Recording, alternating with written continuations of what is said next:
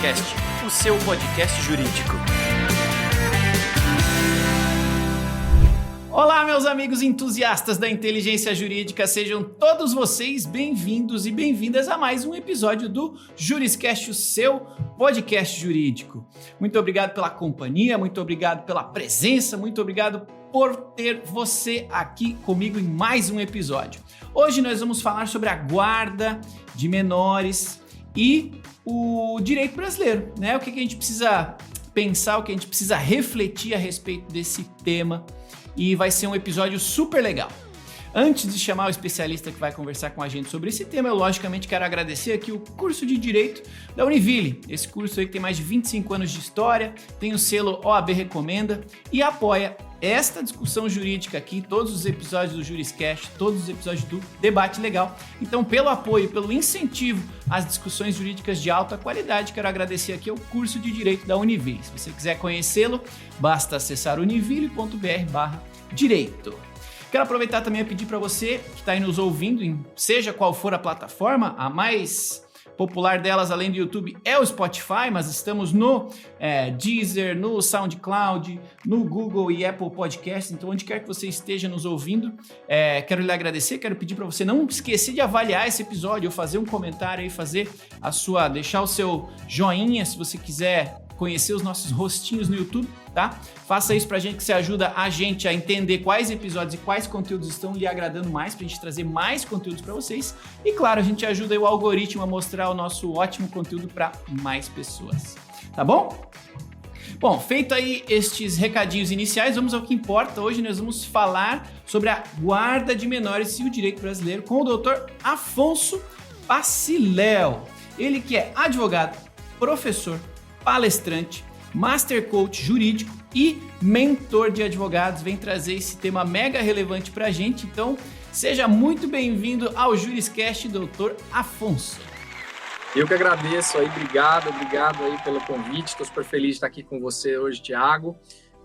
O Juriscast que eu já tenho acompanhado aí vários episódios, então hoje feliz de estar aqui, né, fazendo com você o episódio aí de um tema tão relevante, principalmente aí o tema de guarda de menores. É um tema que ele vem sofrendo modificações diariamente, e a modificação não é só jurídica, né? Eu quero até aproveitar esse espaço hoje aqui para a gente fazer reflexões, para eu trazer aí para os nossos seguidores, para quem acompanha o podcast, a reflexão dessa necessidade de mudança, da mudança que a gente vem acompanhando hoje no dia a dia dos brasileiros, no dia a dia das famílias brasileiras, dos pais, as mudanças na vida das mães.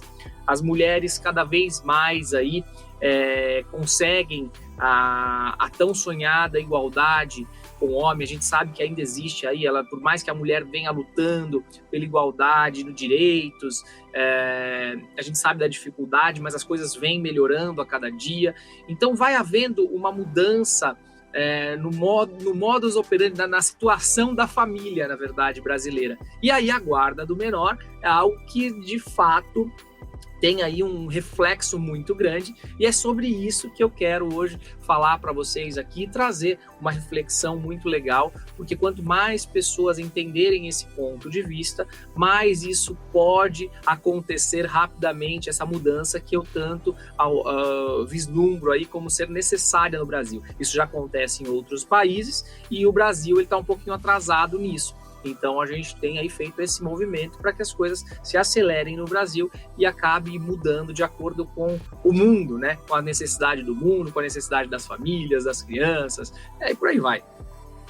Amém, amém. Esse tema de fato é importantíssimo e super do momento, né? A gente passou aí por um momento pandêmico, um momento único aí na história recente, pelo menos do planeta, onde a gente teve que ficar isolado, a gente mudou a nossa dinâmica corporativa, mas mudou ainda mais a nossa dinâmica familiar, né? A gente teve que ficar preso em casa por um período, a gente mudou o jeito de viver, mudou o jeito de trabalhar e, por consequência, mudou a forma como a gente se relaciona com as pessoas. E em 2021, provavelmente por conta desse momento pandêmico, a gente bateu o recorde aí de divórcios, né? O Brasil passou de 80 mil divórcios ao longo de 2021, número recorde, nunca antes registrado. E isso tem muito a ver com isso que você falou, né? Que as coisas estão mudando, né? E a gente está fazendo parte dessa mudança e é legal de estar aqui porque a gente vai falar sobre como levar essa mudança para o lado certo. Mas antes, para dar um pouquinho de contexto para a nossa audiência, é legal dar esse espaço para você comentar com a gente e dar essa contextualização, talvez até um pouco histórica, né, de coisas que estão mudando além desse momento pandêmico aí que influenciou na dinâmica familiar. Mas por que é tão importante a gente falar sobre guarda de menores neste momento no Brasil? Por que além da pandemia, o que mais está influenciando que a gente precisa olhar e eventualmente talvez não esteja olhando com tanto cuidado, com tanto carinho, como você falou que outros lugares do mundo já estão mais atentos a esse tema? Vamos lá. A pandemia, eu acho que foi um período atípico e que, de fato, trouxe mudanças significativas. A pandemia, ela serviu para acelerar os processos, né? Houve uma aceleração em todos os processos. Eu sou advogado e sou até presidente da Comissão de Empreendedorismo Legal da OAB São Paulo. Então, se tem uma coisa que eu prego, né, é o empreendedorismo para o advogado. Então, eu percebi que ao longo da pandemia houve uma aceleração muito grande. O advogado, ele estava lá em 1980, né, com o sistema, a forma de trabalhar e tal, e de repente houve uma aceleração e ele chegou em 2005, né? Eu brinco que ainda falta muito para ele chegar nos tempos atuais, mas eu digo que houve sim uma aceleração nesse sentido. Mas a mudança que eu quero dizer aqui é a mudança na vida das pessoas, e principalmente na vida das mulheres. Então, o que a gente precisa olhar? A mulher, ela tem aí um histórico de, vamos dizer assim, mulher ganha menos do que homem, mulher trabalha mais em casa do que o homem, mulher tem mais responsabilidade do que o homem, ela faz uma jornada dupla, né, porque ela trabalha fora, mas ela trabalha dentro de casa também, para cuidar da família. Não. Só que a mulher de antigamente, né, aquela mulher que ficava em casa, que cuidava dos filhos, que cuidava dos maridos, que cuidava da comida, que cuidava da roupa, eu não estou aqui para dizer que isso era certo ou era errado. Eu acho que cada um tinha a liberdade de fazer aquilo que queria, mas as mulheres lutaram por direitos iguais e hoje a gente percebe que essa mulher, né, que ficava em casa, que cuidava da família, que cuidava dos filhos, que dirigia, ela não existe mais. Lógico, com raríssimas exceções que o fazem porque gostam e outras fazem porque são obrigadas ou porque precisam. Aí eu não vou entrar nessa discussão, né? Até porque não é a minha especialidade. Mas o fato é que houve uma modificação nessa forma da mulher se apresentar. Então hoje a mulher, ela tem aí, de certa forma, com todas as dificuldades e ainda precisamos de muito avanço para chegar nessa igualdade com o homem, mas a mulher de hoje, ela trabalha. Nós temos aí inúmeras mulheres que têm a sua liberdade financeira, a grande maioria, talvez, muitas mulheres que ganham mais do que os seus maridos, que ganham mais do que homem. Existe caso de mulher que ganha menos que homem? Sim, também, mas existem mulheres que ganham mais, que têm aí uma liberdade financeira. Então, a mulher de hoje, ela já não é a mulher que eu disse lá atrás, que cuidava da família e tal. Ok, agora, o marido, por sua vez, ele percebeu que ele pode se dedicar mais à família, porque a pandemia também mostrou que você não é imprescindível, que você não precisa estar o tempo todo no seu trabalho, que você pode estar mais em casa, que você pode se dedicar sim à sua família mais, que você pode estar mais com os seus filhos. E então os pais perceberam que eles podem sim cuidar mais dos filhos, não só podem como devem, é a grande verdade, né? Um dia desses eu vi uma pessoa falando assim, o pai parece que está pedindo a guarda da criança só para não pagar a pensão, e eu digo que ele está certo, não porque vai deixar de pagar a pensão, porque ao invés de pagar ou financiar a vida do filho, ele precisa dar carinho, ele precisa dar cuidado, ele precisa estar ali do lado.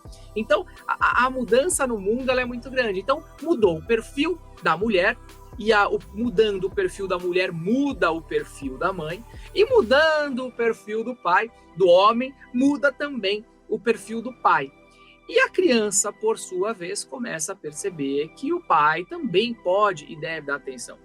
Agora, Thiago, vou te contar uma coisa até particular minha. Quando é que tudo isso surgiu na minha cabeça e eu comecei a perceber quando aquilo toca você, né? Eu sou advogado trabalhista, né? Fui advogado trabalhista ao longo da minha vida aí por muitos anos, e meu escritório tinha a área civil, a área de família, mas eu particularmente atuava somente na área de trabalhista. Em dado momento, a separação, o divórcio, né, ele aconteceu dentro da minha família, ele aconteceu na minha casa.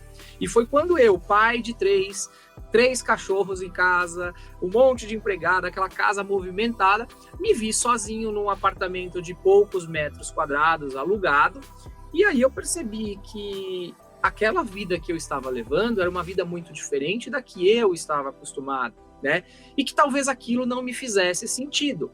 São todos os pais que percebem desse jeito? Não, muitos nesse momento se veem aí, poxa, agora vou curtir, agora vou pegar meus filhos só. Só que para mim isso não funcionou. Quando eu vi que eu ia ficar com meus filhos uma vez a cada 15 dias, de quarta-feira, das quartas, né, um dia na semana, e depois na outra semana só a cada 15 dias no final de semana, aquilo deixou de fazer sentido para mim. E aí foi quando começaram as tratativas com a minha ex-companheira, a minha ex-mulher, no sentido da guarda compartilhada com residência alternada, que é o que eu tanto defendo, né? A guarda compartilhada, que é uma das guardas aí que hoje é regra no Brasil, né? Via de regra é ela que é aplicada, mas a residência alternada não. E aí nesse momento meu olhar começou a abrir para tudo isso, né? O nosso casamento chegava ao fim, porque a liberdade que ela buscava, ela tinha conseguido, ela não era mais aquela mulher que ficava dentro de casa, aliás, ela sempre trabalhou, mas a liberdade a fez crescer profissionalmente, e eu, por minha vez, percebi que a falta dos meus filhos, aquela ausência me fazia mal, e aí eu acabei percebendo também que a minha ausência também era prejudicial a eles, porque eu era um pai carinhoso, um pai participativo, um pai que podia muito auxiliar ela na criação das crianças, né? E quando a gente vê a cada 15 dias, uma quarta-feira ou a cada final de semana, é impossível dizer que eu consiga conviver, passar carinho, passar atenção, corrigir aquilo que é necessário, educar naquilo que é necessário. Eu não consigo nem, na verdade, compartilhar do dia a dia, né? Porque teve uma época que muito se falava, né? Quando você se separa, o pai vai visitar a criança às quartas, vai visitar ao sábado, domingo. Peraí, pai é visita agora? Então eu comecei a refletir que pai também não podia ser considerado uma visita. Então foi aí que meu olhar abriu, e aí eu comecei a fazer estudos e comecei a implementar dentro do meu escritório a área de família voltada para divórcios e até mesmo para essa questão aqui da guarda compartilhada com a residência. Eu nem sei se eu já falei demais aqui, que eu vou me empolgando e vou falando, mas acho que eu consegui fazer aí um briefing de todo o histórico para você entender o porquê estamos falando desse assunto tão relevante, né? É isso, não sei se falei demais, não importa. Que nada, falou super bem. Aqui esse exemplo pessoal seu, até obrigado por compartilhar, talvez dê pra gente classificar ele como um exemplo de males que vem para bem, né? Uma situação ruim que você conseguiu transformar em aprendizado e agora tá replicando esse aprendizado para a prática, né? Tanto para aproveitar melhor a relação com os filhos, quanto para transformar isso num aproveitamento comercial aí para o seu escritório, para ajudar mais pais, mais pessoas, mais advogados que estão ou estarão passando por esse tipo de situação a passar por ela de uma maneira menos traumatizante, né? De uma maneira menos traumatizante para todos os envolvidos, né? Todos os envolvidos. Boa. Gostei desse adendo. Eu ia perguntar para você, antes de entrar aí na guarda compartilhada, nessa alternância de residência, eu acho que esse é de fato o cerne da nossa conversa. Tem um espaço legal para uma discussão boa aqui. Mas antes, considerando que tem gente aqui na audiência que não necessariamente trabalha com direito de família, apesar de trabalhar com jurídico, né, seja de escritório, seja de departamento jurídico, ou até estudantes, tem bastante estudantes que ouvem.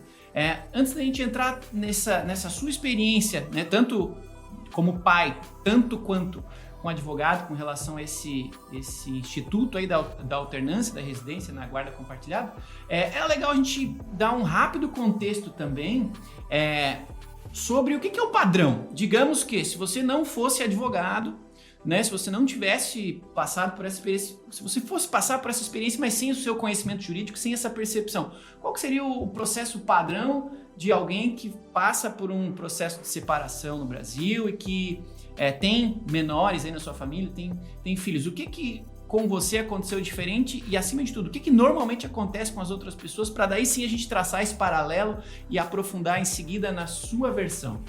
Vamos lá, vamos falar assim, eu vou entrar primeiro numa parte histórica para a gente entender, né? Legal. Lá tem o Código de 1916, o Código de 1916 primeiro tinha aquele regime meio que patriarcal, né? Onde a guarda das crianças fica com quem não deu causa ao divórcio. Então, fulano deu causa, não fica com as crianças, perde. É como se fosse, a culpa é sua, então você não fica, perde, né? Você é punido por isso. Então, olha só como a coisa começou, com punição. Então, o filho, ele ficava com a mãe, em alguns casos, outras vezes com o pai, mas por quê? Punindo o outro lado, porque ele deu causa ao divórcio. Em 1916 foi dessa forma, né? Depois, mais para frente, em 1977 veio aí a lei do divórcio. Aí quando foi 2002, a culpa, né? O caráter da culpa, na verdade, o advento de culpa, ele foi deixado de lado. Aí pararam de falar que a culpa era de um, a culpa era do outro. Aí, na verdade, a regra é que ficasse com a mãe. Mas por que a regra é que ficasse com a mãe? Porque a culpa trouxe lá atrás, normalmente era o pai que causava, né? Historicamente, estou te dizendo. Aí, em 2008, veio a guarda compartilhada para resolver essa situação.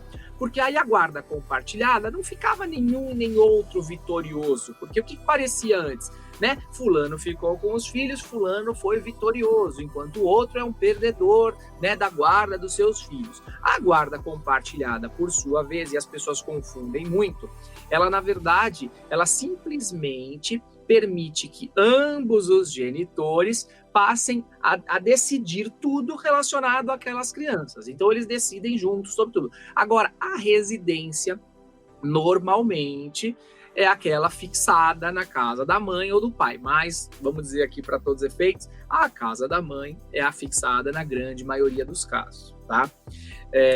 Aí, quando foi em 2014, a guarda compartilhada passou a ser aplicada no Brasil como regra. Então, nós tínhamos a guarda compartilhada desde 2008, mas em 2014 virou a regra. Então, separou guarda compartilhada, a não ser que se comprovasse que ambos os genitores não tinham a mínima condição, ou um genitor ou o outro, não tinham condição de ter essa guarda compartilhada. E repito, guarda compartilhada é somente tomar decisões conjuntas sobre a vida da criança e não relacionado à residência ou à moradia dessa criança, né? Por mais que seja guarda compartilhada, a criança ainda continuava mais tempo com um e menos tempo com o outro. Foi no meu caso, quando eu me separei, a guarda foi compartilhada e eu confesso que eu nem pensei na residência alternada, porque era algo que não era conhecido, que a gente não escutava muito falar. Então, para mim, aquela hipótese nem passou na minha cabeça, até porque eu estava saindo de uma casa que eu deixei todos eles lá, e eu estava indo para um apartamento que não cabia nem eu, né? E porque naquele momento a gente sai, deixa os filhos bem, a ex-mulher bem, e você sai. Então eu não tinha estrutura, porque eu não tinha uma casa, né? Eu tinha um lugar que eu estava morando ali, que era lindo, maravilhoso, mas pequeno, né? Então, no meu caso, foi assim, a guarda compartilhada, e as crianças ficavam com a residência fixada com a mãe. Isso foi no início. Outra coisa que você me perguntou, Afonso, vamos lá. No Brasil, a gente tem 4 guardas, né? Assim, que a gente fala. A nidal. A guarda nidal, ela é engraçada, porque, na verdade, a criança não se muda de casa, né? As crianças moram naquela casa e aí os pais revezam. Então, uma semana fico eu, uma semana fica você. Quando você quer ficar com os filhos, você vem para casa e eu saio. E aí fica até... É engraçado. Isso funciona? Sinceramente, é uma guarda que não funciona. Não é muito aplicada, é quase não aplicada. Não é aplicada no Brasil, porque não tem como, né? A gente sair da casa para o outro entrar e as crianças ficam. Tem que ter uma casa para as crianças, né? É engraçadinho. Então, essa guarda não serve. Aí nós temos a guarda unilateral, é aquela guarda em que um dos genitores tem aí o poder decisório, ele acaba decidindo por todos os passos, né, todas as decisões relacionadas àquela criança. Mas por quê? E essa guarda, ela no Brasil, ela é aplicada, ela só não é colocada como regra, porque na verdade ela é a exceção. A regra é a compartilhada, mas quando um genitor é comprovado que um não tem condição por X, Y, Z, na verdade é aplicada a unilateral, e o outro genitor que não tem a guarda unilateral, ele não toma decisão, ele simplesmente tem direito à visitação, mas ele pode dar pitaco, ele pode estar fiscalizando ali como é que está sendo a guarda das crianças, tá certo? E aí a gente tem também a guarda alternada. A guarda alternada é uma guarda que nós temos mas ela não é aplicada. Por que ela não é aplicada? Porque ela não funciona. A guarda alternada é uma guarda unilateral, mas que vai mudando de acordo com onde a criança está. Então, se a criança está com o pai, é ele que toma decisões. Quando ela está com a mãe, é a mãe que toma decisões. Na guarda compartilhada com residência alternada, é diferente, porque os dois tomam decisões todos os tempos, em conjunto, independente de quem esteja com a criança. Então, a anidal é aquela que a criança muda, fica na residência e os pais trocam. A unilateral, só um toma decisão, o outro pai visita, né? Ele acaba visitando, ficando aqueles dias delimitados com a criança. A guarda alternada é aquela que eu estou com a criança, eu tomo todas as decisões, ela vai com a mãe, ela toma todas as decisões, volta para cá, toma... Ou seja, fica uma bagunça, porque cada um decide uma coisa. Então, essa guarda não é aplicada também no Brasil, porque de fato não fica legal. A cabeça da criança fica uma loucura e cada um toma uma decisão. Essa semana eu tomo, na outra semana o outro toma decisões, e aí não funciona. A guarda compartilhada, por sua vez, é a regra no Brasil. E aí como é que funciona essa? Essa é aquela que é o meu caso, que foi o meu caso no início e que é aplicada aí na maioria das famílias, onde todos os genitores, os dois genitores, tomam decisões, pensam junto no futuro da criança, né? Sempre visando aí o melhor para a criança, né? O princípio do que for melhor para essa criança. Mas se abre agora a possibilidade para que haja a residência alternada na guarda compartilhada. Por quê? Porque vem mudando o mundo, e aí entra todo aquele contexto histórico que eu fiz no começo, né, da mudança, da forma que a mulher hoje se põe, se coloca, o marido também, e as crianças mostrando aí a necessidade, né, estudos mostram que crianças que ficam só com um genitor, não têm acesso ao outro, sofrem psicologicamente, eles têm raiva, é um monte de coisas psicológicas, de problemas que afetam as crianças. Então, estudos feitos na Europa, estudos feitos aí em outros países, que comprovam que quando a criança tem essa impossibilidade de conviver de forma igualitária com os pais, ela tem um aperto no peito. Poxa, eu não fico com meu pai, eu não fico com a minha mãe, eu não posso ficar com meu pai, eu não posso ficar. E a gente aí dá vez, quando tem essa questão, é a alienação parental, porque aí acaba que a alienação acontece. E quem é o prejudicado com tudo isso? A criança. É o menor que tem problemas aí com toda essa situação.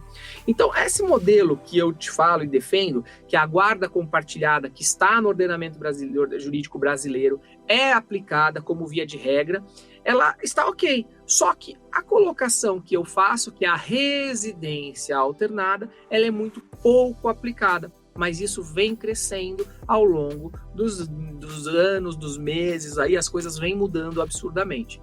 Basicamente isso. O que você achou? Fiz aí, deu para entender? Sucesso total.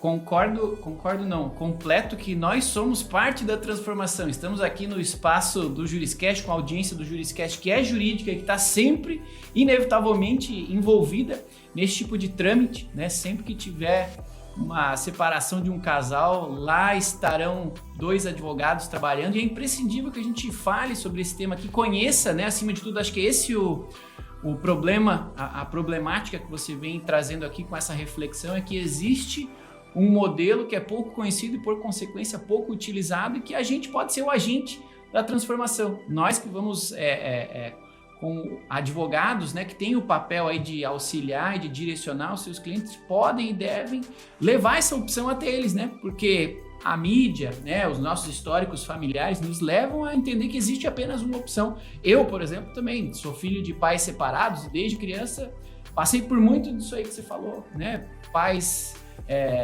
meu pai em algum momento distante de mim, morando só com a mãe, passei por tudo isso. De fato, para a criança, em algum nível não sei se traumatizante, depende da família, do momento, mas assim, muda a experiência da criança para com a sua família, para com seus genitores. Então, é legal a gente usar esse espaço aqui, sim, para a gente falar sobre este tema tão importante. Então, aproveitando, meus amigos, está aqui o Dr. Afonso Paciléu falando com a gente sobre a guarda de menores, neste modelo aí de guarda compartilhada com alternância de residência e como uma alternativa para quem aí está passando por algum processo de decisão a respeito da guarda compartilhada aí de menores ou que trabalha com direito de família, saber que existe isso. E vamos falar mais sobre isso também. Porém, antes disso, quero pedir para você que está nos acompanhando aí, para que você esteja no YouTube, no Spotify, no Deezer, Google, Apple Podcasts, onde quer que você esteja nos consumindo, quero pedir que você avalie esse episódio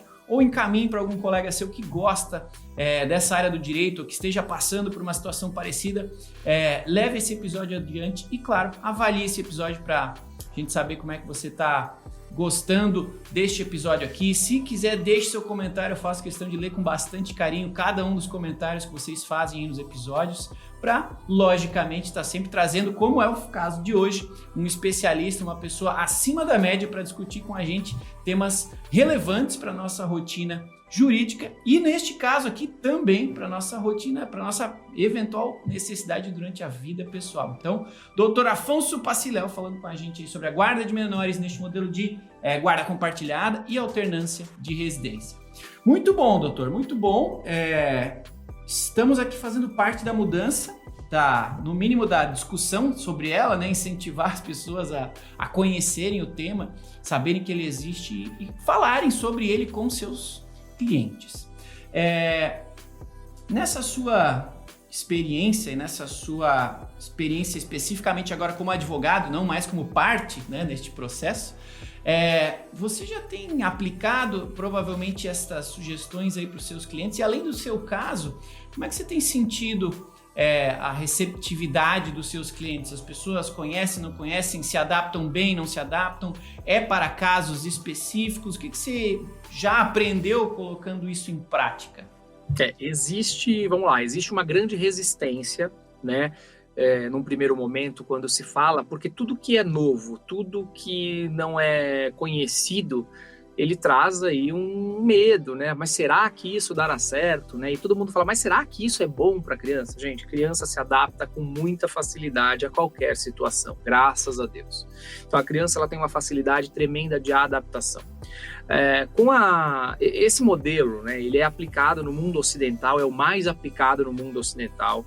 É um modelo que como eu disse anteriormente, diversos estudos comprovam que é o bem-estar da criança, que a criança se sente melhor, a relação entre os pais fica melhor, a alienação parental ela diminui. Então, quando você começa a demonstrar por A mais B que este modelo ele é muito mais funcional, e aí a gente vai até para uma reflexão, né? Quantas mães a gente escuta reclamando de que o pai simplesmente, muitos não pagam pensão, mas muitos simplesmente pagam a pensão e não faz a parte dele, e não ajuda e não sei o que lá. Então existe essa reclamação por parte das mães, né? Como existe dos pais quando é inverso também. Mas quando o pai ele se coloca no sentido de quero ter a residência alternada, quero cuidar do meu filho, quero dividir o tempo de dedicação, quero dividir o tempo com a mãe, para que você também tenha, mãe, o seu tempo livre, para que você cuide de você enquanto eu cuido das crianças, né? E ao mesmo tempo o inverso é verdadeiro. Mas aí há uma resistência das mulheres, né? Porque a mulher, ela quer o filho debaixo do braço dela. Isso é histórico, é o costume. Então existe uma resistência inicial nesse modelo. Mas as mulheres cansam, por mais amor, por mais querer o filho, é cansativo, né? Você ter o cuidado sozinha, muitas vezes, quando não tem um novo companheiro, uma nova companheira. E aí, então essa dificuldade de você, num primeiro momento, mostrar e a pessoa aceitar é bem complicado. E no judiciário não é diferente. O judiciário também tem uma dificuldade em aceitar isso. Por isso que a gente está num processo aí de transformação, de aceitação desse modelo aqui no Brasil. Por mais que ele já seja aceito aí em todo o mundo, em todo principalmente no mundo ocidental, no Brasil as coisas estão atrasadas com relação a este modelo que a gente coloca. Então, normalmente, quais são os casos que eu consigo aplicar? Nos casos em que há acordo com os pais, onde os pais se sentam, acordam dessa forma, saem os dois felizes, as crianças estão felizes, tá todo mundo feliz, vai lá e aí nesse caso a gente consegue a homologação. Agora, judicialmente, quando a mãe se coloca contra, quando o pai se coloca contra esse modelo, aí nós temos que ter um estudo judicial. Já consegui em muitos casos, né, a gente já consegue, em alguns casos, aí a aplicação do shared parenting, na verdade, que é 50% para um, 50% para o outro, mostrando que o beneficiário de tudo isso é o menor, e esse é o objetivo, tá? O objetivo o que é melhor para o menor, mas também a gente pode olhar o que é melhor para os pais, né? Porque se a gente vai diminuir as intrigas, nós vamos diminuir as confusões, nós vamos diminuir e vamos aumentar amor, vamos aumentar bons momentos, vamos aumentar, vai ser bom para todo mundo. Então, quando você consegue também comprovar judicialmente que os pais ambos, né, têm condições, que o pai tem condição de estar com a criança, ele pode se dispor, ele vai estar presente, é um pai presente, e muitas vezes a criança é ouvida também, tá? Então a criança aí, quando ela já é maiorzinha, ela é ouvida. E olha, eu vou dizer para você, na grande maioria das vezes, as crianças sempre se colocam na posição de estar com os dois, tá? Porque para a criança é muito triste essa situação de estar com um e não estar com o outro. Ela se sente um pouco culpada, ela tem uma dor dentro dela ali de, poxa, mas eu fico mais, talvez a minha mãe ache que eu gosto mais do meu pai, gosto mais do outro. Então, quando divide, você tira a culpa da criança. E para que colocar a culpa numa criança pequena, né? No sentido de, poxa, tô mais com um, tô mais com o outro. Não, quando tá dividido, ela respira aliviada. A mãe e o pai respiram aliviado. E a coisa flui muito melhor, é muito mais gostoso. Então eu te digo isso, como advogado, nos casos que eu advogo e vejo, né, e a gente, graças a Deus, tem conseguido êxito, e no meu caso particular, porque é muito mais gostoso, né, Thiago, quando você vive aquela situação, quando você vivenciou, você coloca não só a tua competência jurídica, o teu mistério ali, você coloca, na verdade, o teu coração. E quando a gente faz alguma coisa com coração, com amor, com vontade, o resultado ele é muito melhor. Então, eu me tornei um advogado muito melhor depois dessa experiência, e aí adentrei a questão de guarda, de divórcio, porque começou a me fazer bem poder ajudar as pessoas sabendo a dor que eles sentiam, porque eu já senti aquela dor. Então você acaba se tornando muito mais humano, e aí você acaba compreendendo muito mais as necessidades de ambos, né? Tanto do teu cliente como do outro, porque por mais que eu advogue para uma parte, ou muitas vezes advogo para as duas, mas quando eu advogo para uma parte, eu também não estou contra a outra, né? A minha intenção é que seja bom para todos, que seja bom para o meu cliente, mas que seja bom para todos, que seja bom para a criança.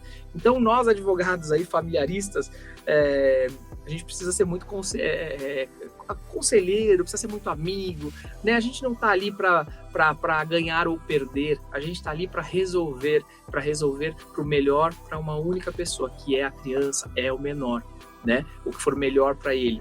E basicamente isso.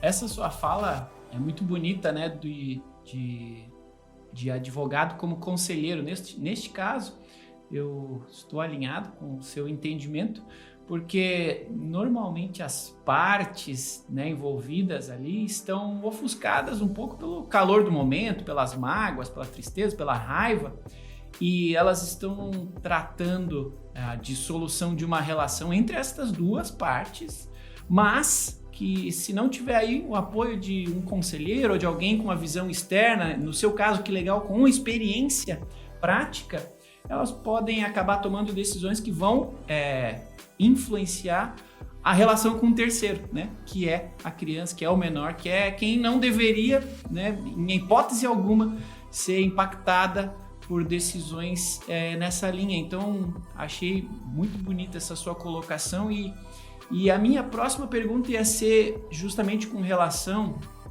a... Eu gosto de trazer uma pergunta aqui de mercado para a audiência jurídica que trabalha com a gente, né? Que ouve o Juriscast. Poxa, Se tem alguém que é da área de família, né, ou não é, mas quer entrar no tema, gostou do que ouviu aqui, eu sempre pergunto, poxa, como é que faz para advogado trabalhar melhor ou ganhar mais dinheiro com isso? Mas acho que você já antecipou isso, né? Que, poxa, só de estar ali como um conselheiro, de estar querendo ajudar ao invés de ganhar, acho que já é a principal dica. Mas eu consigo, vamos dizer, consigo ajudar ainda mais falando para as pessoas. Legal. Né? O que você precisa hoje, advogado, para se diferenciar? Hoje a gente tem 1,5 milhão de advogados, tá? Então nós temos 1,5 milhão. A maioria são advogados comuns que fazem a mesma coisa do mesmo jeito. O mundo mudou absurdamente e ele precisa que você se destaque. Então, se eu preciso me destacar, eu preciso fazer alguma coisa diferente. Então, eu preciso encontrar qual é o meu diferencial competitivo. Então, eu Afonso, uni a minha história a meu favor e trouxe um modelo novo. Na verdade, eu trago um serviço novo, um produto novo dentro da minha advocacia. Então, hoje eu sou procurado, né, pela minha especialidade, que é a trabalhista. Então, assim, hoje as pessoas me procuram porque falou em advogado trabalhista, pensa no Afonso, né, no nosso escritório. E hoje as pessoas me procuram no direito de família quando pensam na guarda compartilhada com residência alternada, porque sabem que este é um modelo que eu tenho falado e adotado bastante, então as pessoas acabam me procurando mais voltado para essa aí. E quando chegam aqui outros casos, eu acabo também levando para esse modelo. Lógico que, eu brinco, eu sou coach, né? Eu fiz um treinamento de coach anos atrás, fiz vários treinamentos, tenho aí uma história muito legal dentro do coaching, e o coaching te torna muito mais humano, te torna...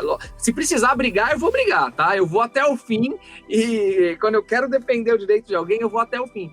Mas se eu puder, de forma humanizada, resolver a situação, eu também resolvo. Então o coach, ele me tornou um advogado diferenciado. Então hoje eu me coloco de forma diferente da maioria dos meus colegas, né? Em qualquer área, tanto no trabalhista como... Então, na verdade, eu sou um advogado empreendedor e que desde o início eu faço diferente. Eu usei a minha história a meu favor. Eu tenho uma história até engraçada, sabe, Thiago? Eu era artista no passado. Então, eu usei toda a minha expertise no meio artístico para trazer para a minha advocacia uma forma diferente de advogar. Então, agora, depois de muitos anos aí, agora na área de família, eu também trago algo diferente, trago a minha história a meu favor. Então, isso que o advogado precisa entender. Fazer diferente é fazer algo diferente que tenha a ver com você, que te coloque de verdade naquilo que te diferencie dos demais. Porque se você for fazer a mesma coisa que todo mundo faz do mesmo jeito, você vai ser mais um. Eu acho que essas dicas aqui podem abrir aí a cabeça de quem quer entrar na área, dos advogados que estão assistindo e acompanhando aqui a gente. Legal, belas dicas e infelizmente o tempo voa, meu amigo, o tempo voa, o papo tá bom, mas o tempo passa mais rápido do que eu gostaria aqui nessa nossa aula de humanismo jurídico aqui. E eu gosto de fechar essa nossa conversa aqui no Juriscast pedindo referências, né? A gente está aqui falando sobre um tema muito específico e muito querido por você. E além do seu contato, né, seus contatos pessoais, do seu escritório, que é legal você compartilhar com a audiência, porque eu não tenho dúvida que vai sair gente aqui da audiência entrando em contato com você para falar sobre esse tema. Além dos seus próprios contatos pessoais, que acho que são imprescindíveis, você tem alguma outra pessoa, livro, curso, né? Você, como tem uma experiência bastante vasta, né? Coach, mentor, professor, você tem alguma outra indicação, além das dicas que você já deu anteriormente, para quem quiser sair desse episódio aqui dando um passo além, aprendendo algo novo, fazendo algo para se aprofundar no entendimento a respeito do que a gente conversou hoje? Tenho sim, eu acho que o advogado ele precisa se aproximar do direito, precisa se aproximar da advocacia, ele precisa fazer networking. Então o que eu quero dar de dica aqui para vocês é que se aproximem da Ordem dos Advogados do Brasil, da OAB. Lá nós temos a Comissão de Direito de Família, é uma comissão que você aprende muito, né? E não só do direito de família, a minha comissão, eu sou presidente da Comissão de Empreendedorismo Legal da OAB São Paulo. Então fica aqui o meu convite para que vocês participem dessa comissão, é só entrar no site da OAB, colocar lá Comissão comissões, como participar, e aí você já preenche o cadastro e vem participar com a gente. Então, assim, são reuniões, são eventos muito legais, sempre trazendo para o advogado aí essa visão do empreendedorismo, de o que fazer para melhorar, para crescer, para chegar lá. E se você quer fazer parte da Comissão de Direito de Família também, a Comissão de Direito de Família tinha aí uma campanha muito legal, que é o Pai Não É Visita, né? E isso também fez toda a diferença e me fez refletir bastante também sobre essa questão, que eu acho que de fato o pai não pode ser, pai não é visita, pai não pode ser visita. E então também fazem um trabalho lindo. Então você pode aprender muito se aproximando da Ordem dos Advogados do Brasil. Hoje nossa presidente Patrícia Vanzolini aí tem feito um trabalho excepcional com toda a diretoria. Então essa eu acho que é uma dica que eu acho que dali você pode partir para muitas coisas, pode ter muito auxílio, pode buscar qualquer ajuda. O OAB é nossa casa, é nossa amiga, é nossa mãe. Então o recado é esse e eu espero vocês por lá. Legal, meus amigos, esse é o Dr. Afonso Paciléu falando com a gente sobre a guarda compartilhada com alternância da residência, um tema pouco comentado, pouco conhecido, mas muito útil para todos nós. Estou me incluindo aqui, que eu gostaria muito de ter, que meus pais tivessem sabido na época, se tivessem essa opção para usar comigo, ia ser bem mais legal. Doutor Afonso, muito obrigado por ter aceito aí compartilhar um pedaço aí do seu conhecimento, do seu tempo comigo e com a audiência do JurisCast. Muito obrigado e, por favor, como é que a audiência pode fazer para encontrar você? Vamos lá, olha, para me encontrar é fácil, viu? Colocou no Google Afonso, você vai encontrar em todos os caminhos, mas eu vou dar para vocês aqui facilitando. No Instagram, eu tô lá como ADV Coach, então você pode procurar ADV Coach, você que tá assistindo, já tira uma foto, compartilha, faz uma story, fala, tô ouvindo esse cara aqui agora, gostei, não gostei e tal. Legal fazer isso para eu saber, para eu ter um feedback. Você pode me encontrar no YouTube, meu canal é o Afonso Paciléu, é um canal que está registrado lá no R7, então tudo que vai para o meu canal do YouTube aparece lá no R7, na página do R7. Eu tenho também uma página de empreendedorismo, Empreendendo Direito, no R7, é uma coluna, eu sou colunista do R7, então tem sempre conteúdo lá de empreendedorismo. Eu tenho um podcast também, que é o Pod Legal, é um podcast de direito, onde a gente fala de direito de forma descontraída. Nós falamos aí dos famosos, do mundo dos famosos, os problemas, os processos judiciais que eles têm. É bem legal também, uma forma de você ver como dá para fazer coisa dentro de direito diferente. Eu sou um cara que faz tudo diferente dentro do direito, então o Pod Legal é um podcast assim que vale a pena você assistir.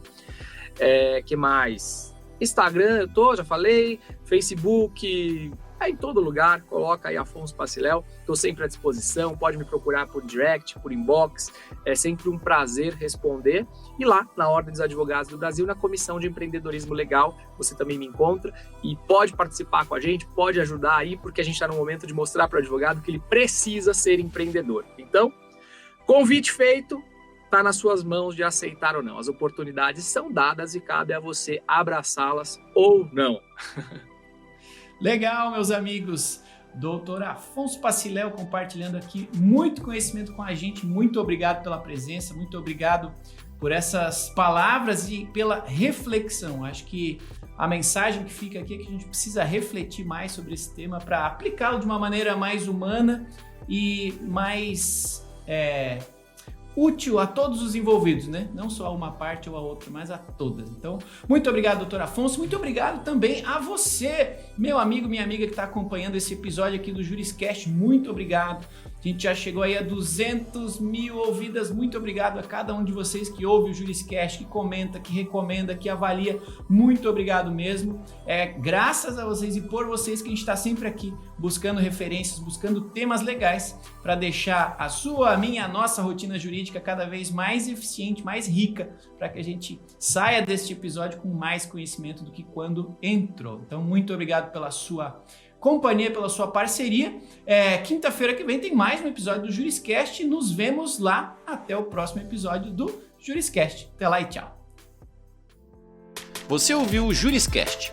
Produção e oferecimento ProJuris, plataforma de inteligência legal, líder no desenvolvimento de software para departamentos jurídicos e escritórios de advocacia, powered by Softplan. Conheça mais em projuris.com.br.